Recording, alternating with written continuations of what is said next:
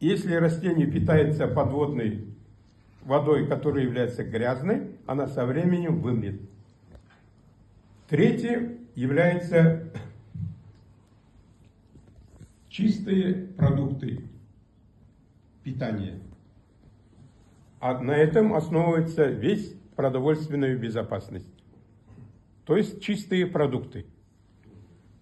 Чистые продукты – это для того, чтобы любой человек состоит из того, чего он кушает. Чистые продукты кушает, значит у него организм чистый. А раз он не чистый, он со временем все равно заболеет. Четвертое – чистое – это чистое общество.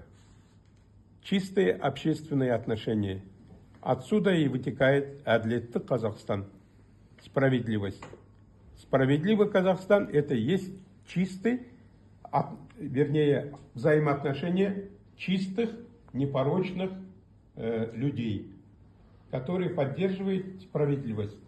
А в социальной жизни основным мерилом, вот это больше скажет следующий оратор, он как раз является профессором именно университета при Верховном суде Республики Казахстан. Это вот чистые взаимоотношения.